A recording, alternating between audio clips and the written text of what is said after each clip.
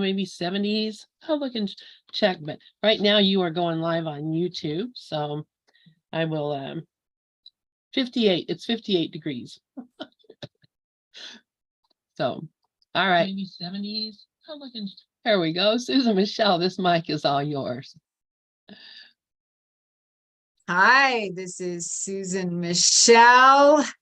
I am the author of Surrender to Joy, From Suicide to Serenity, which is based on the transformational truth of A Course in Miracles, which I have been studying now for 33 years. Actually, this is my old beat up version of A Course in Miracles. I have highlights and underlines, and the whole book is marked up, but it's when I study and I do my lessons, I always go with my original book. Maybe books have energy, so there's a lot of energy in my original version of A Course in Miracles.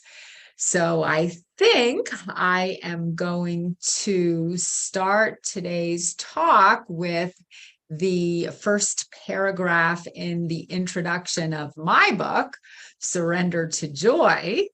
I write, "My passion is God. God is love and joy and beauty. He is all that is good in the world. Everything else is our own miscreation. When we are filled with joy, we are connected to God. When we are not joyful, we have lost our connection to all that is real." This is my message. It can be clarified with 3 simple words. They're surrender to joy. There is nothing to find. All we need to do is surrender. And I love that paragraph that was downloaded to me from Higher Consciousness about 7 years ago, because it states everything that I believe in.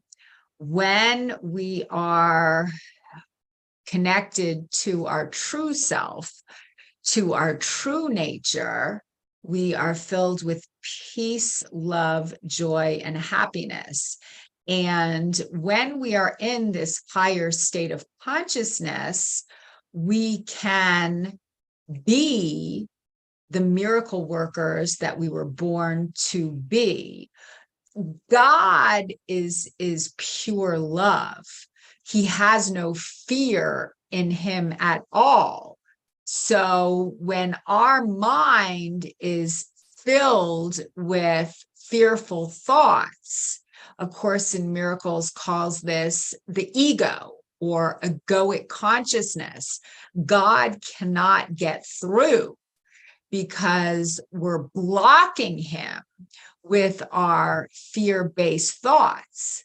But when we can release that fearful thoughts system, when we can release that fearful mindset, and we can elevate ourselves to a place of peace, love, joy, and happiness, when we can get in touch with the truth of who we really are, when we can plug ourselves into the God socket, as I phrase it, then God can get through, and God can use us as a conduit for the miracles that we were born to extend. We were born to create. And that is such a beautiful way to live. So I was listening to A Course in Miracles again today on Audible, and when I really absorb the teachings of this text, it is so empowering and so beautiful. Part of A Course in Miracles recites, "When you ask truly, you are always answered." So when we really want to connect with Christ consciousness, when we really want to hear God's voice. I mean, it also has to do with the decision-making process in life. You know, we're always being faced with decisions throughout the day, like what to do, where to go, what to say. And we always have access to Christ consciousness whenever we can choose to really tap into it. You know, God or the Holy Spirit is always guiding us. He's always directing us. And when we really need to know the answers, basically how to get in touch with this higher thought system is to release any fear. You know, we have to stop blocking it. I guess that's really key too. The guidance is always there, but the only reason we can't hear that guidance is because we're blocking it. And the only reason we block it is because we have some negativity within our unconscious mind. So when these fearful thoughts arise, what we need to do is we need to just release them and to just really start trusting in God and in the Holy Spirit. And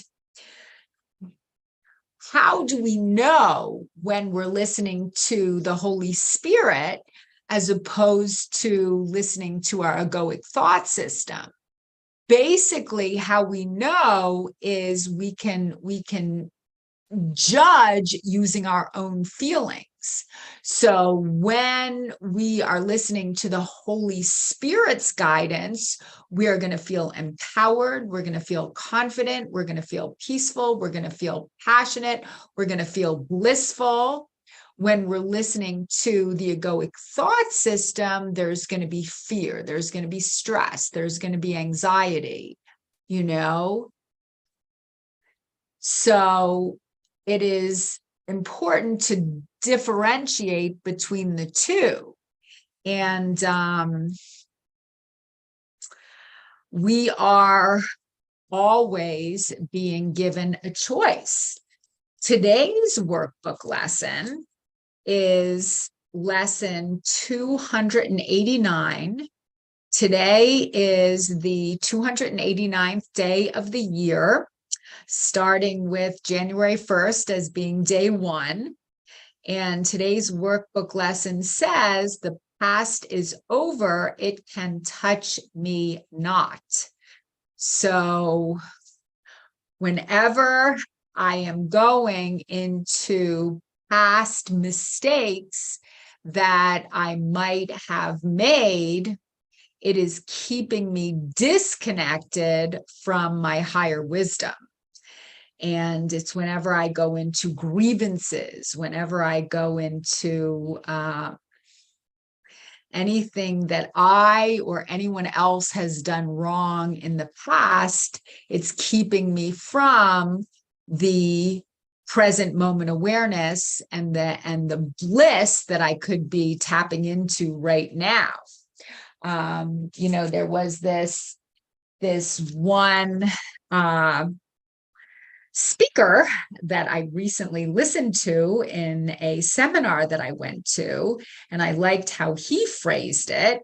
He phrased the state of mind that we all are craving. You know, I have this quote in my book that says, what if everything is just perfect right here, right now, you know, exactly as it is? It's just accepting the present moment. He phrased it, I live fully present in each moment, free, unattached, and loving what is.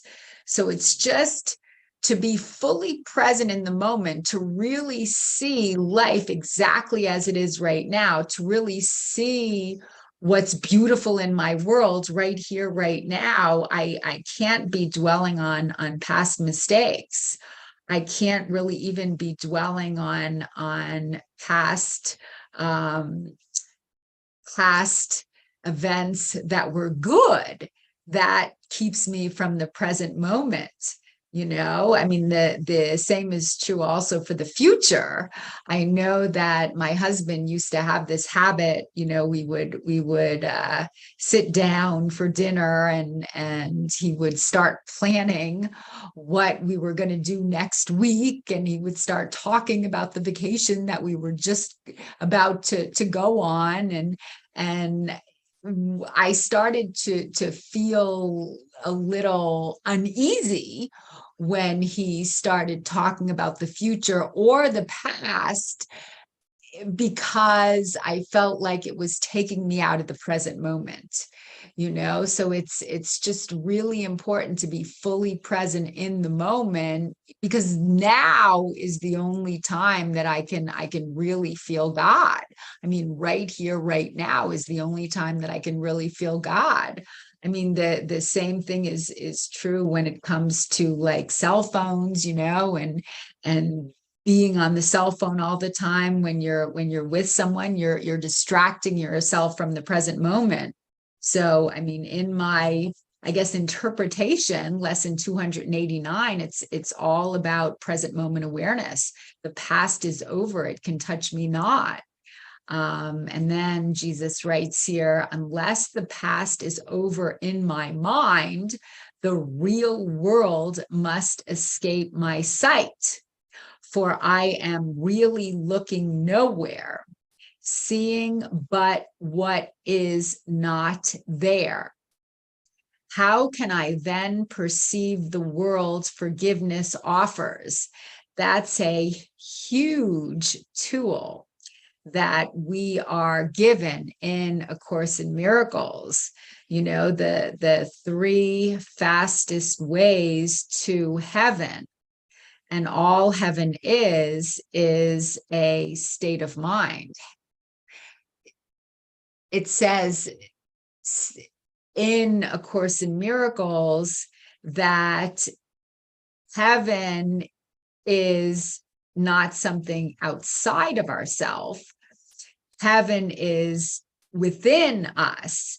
And what heaven is, it's just a state of mind where we are completely accepting ourselves and our circumstances exactly as they are, and we are filled with unconditional love. So heaven is not to be sought outside of ourselves. Heaven is something that we can seek, that is within ourselves. Heaven is within us. Heaven is us when we can release any kind of fear and negativity.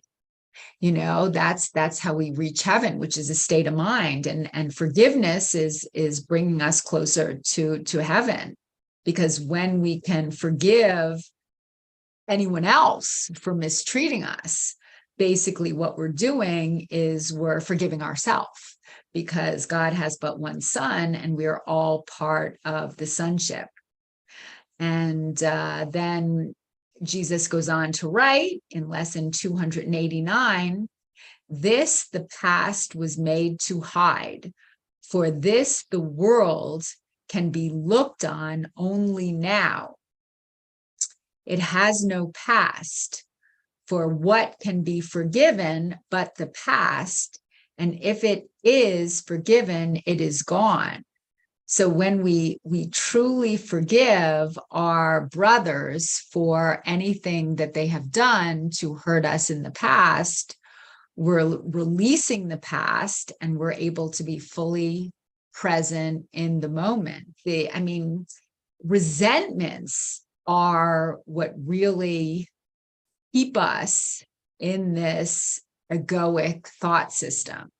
Resentments is what keeps the ego alive. A Course in Miracles calls an acronym for ego is easing God out.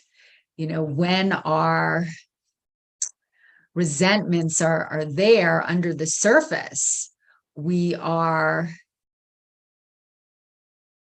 keeping ourselves in that lower energetic state. We're keeping ourselves tied to the world. We're keeping ourselves in hell. We're keeping ourselves away from heaven. when we can really focus on forgiveness and releasing any kind of fear, that's when we can feel our energies starting to elevate itself. And then lesson 289 says, in the bottom paragraph, Father, let me not look upon a past that is not there.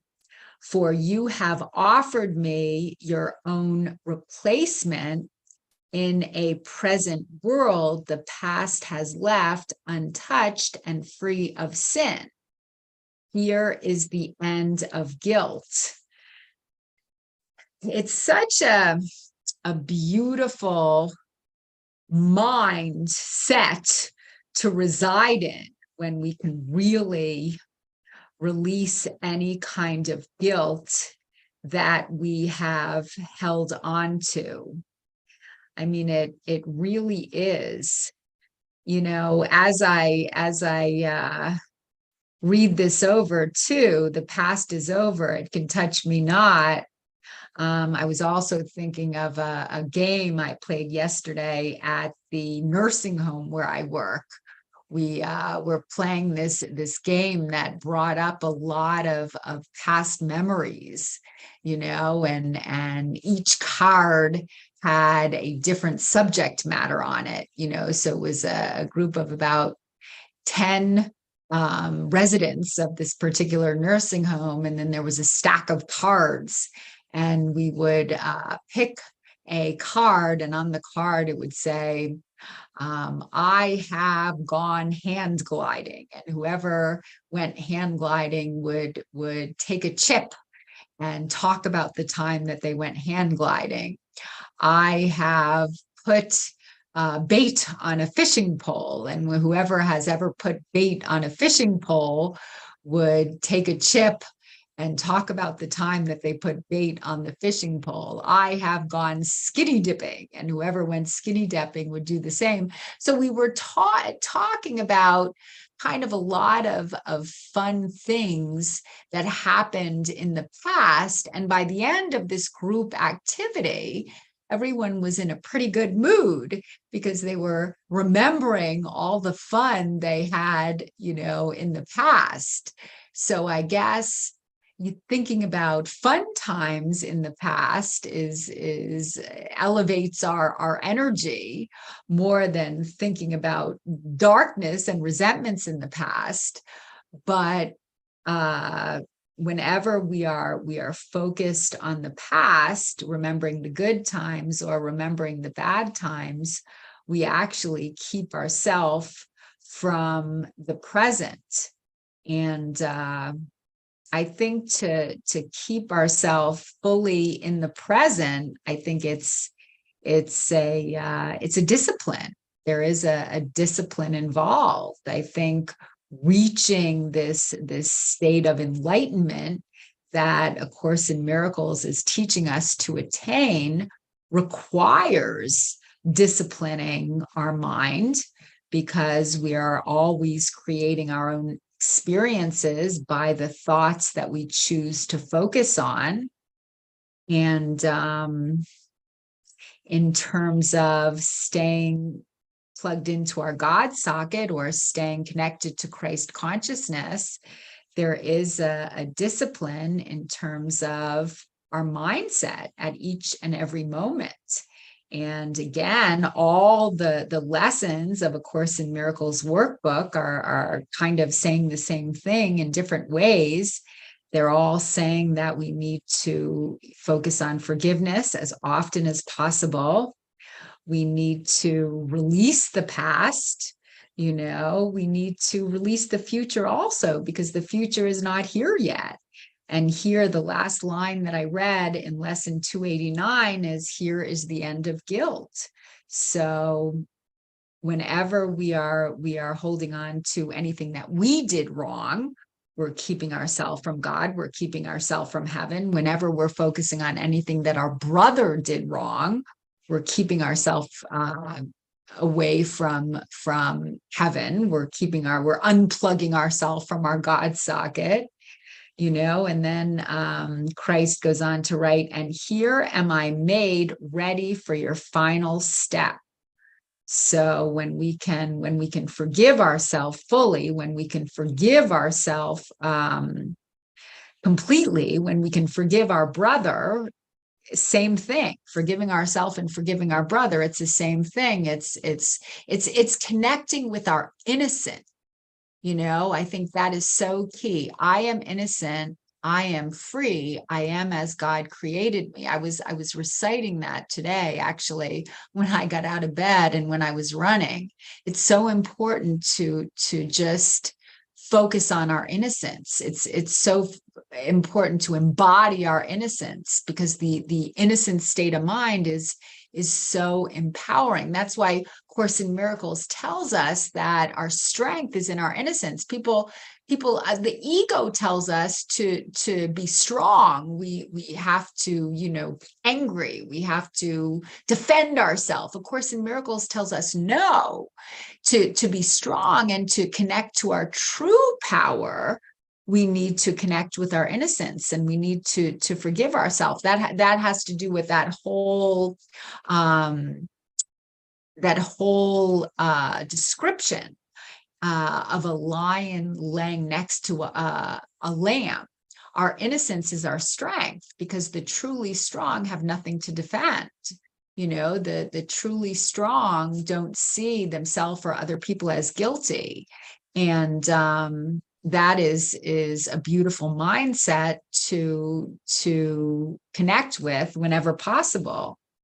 And then here it says, shall I demand that you wait longer for your son to find the loveliness you plan to be the end of all his dreams and all his pain?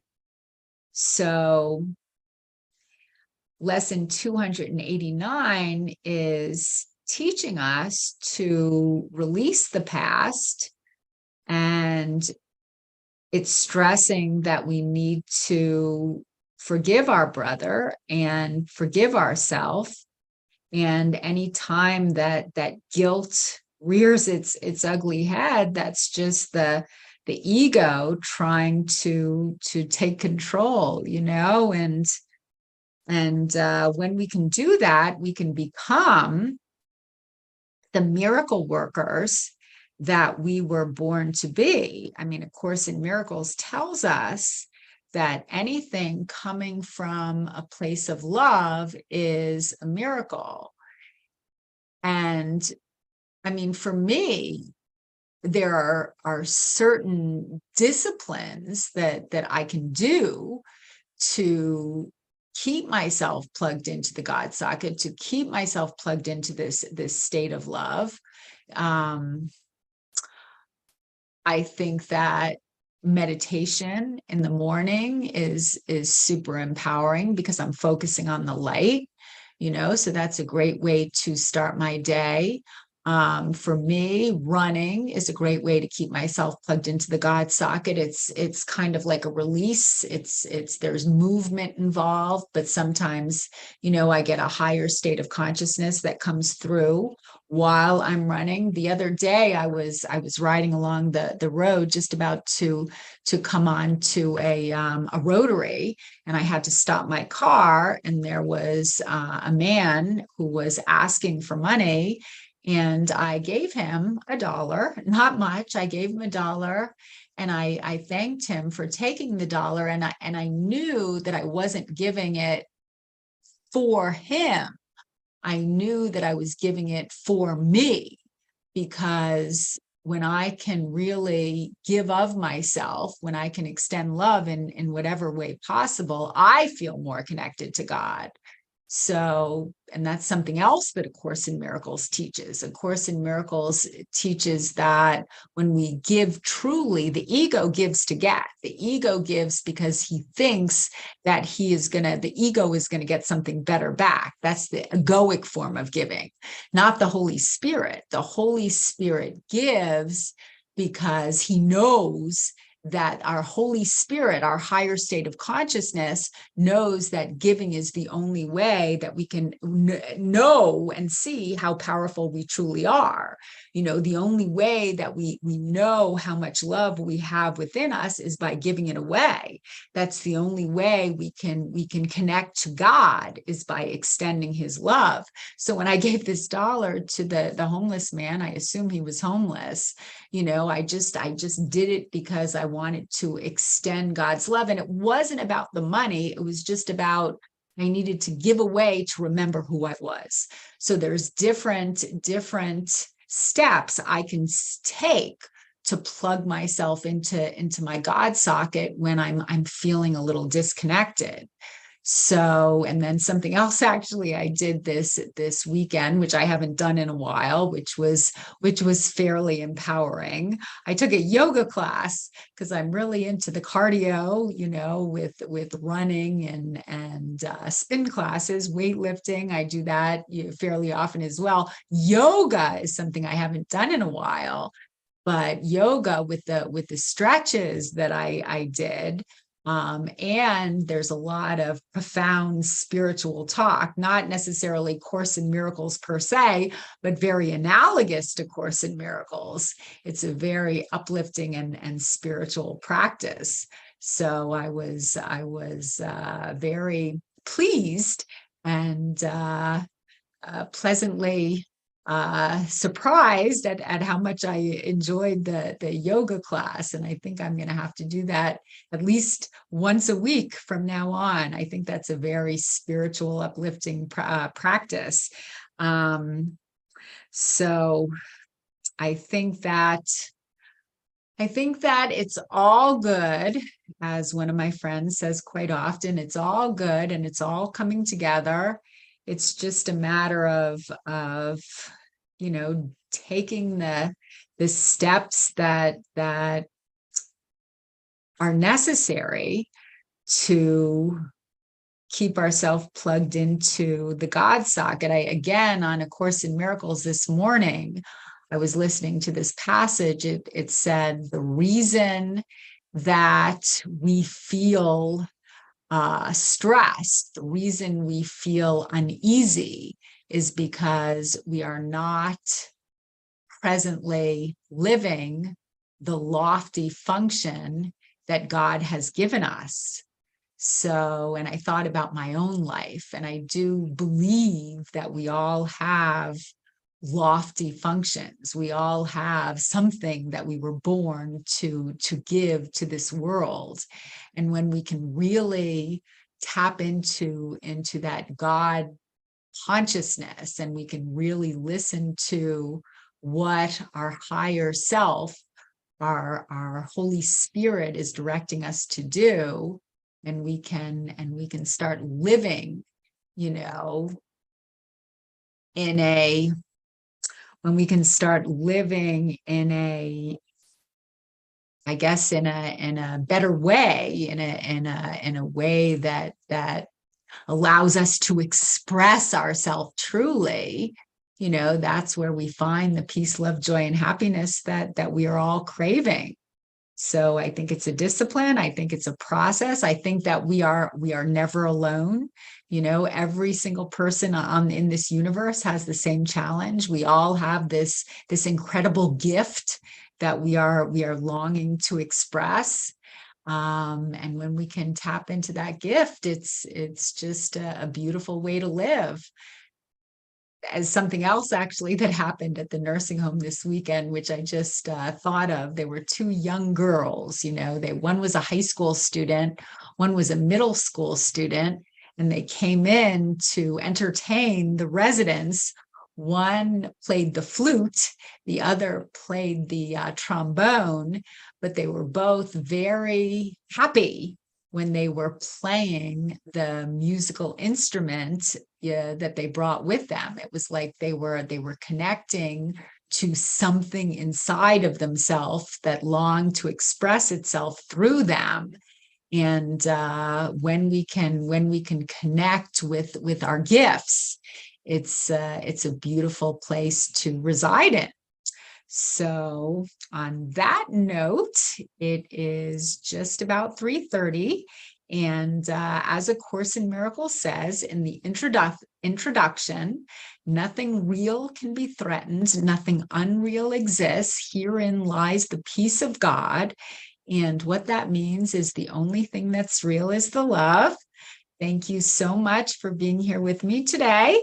And my book is Surrender to Joy, From Suicide to Serenity. It is available on Amazon for only $12.96. It's a great read. And my website is surrendertojoy.net, where you can learn a little bit more about me. Thank you. Thank you. And I will return the microphone to Lynn. Thank you so much, Susan Michelle. And I'm just so grateful for you being with us here on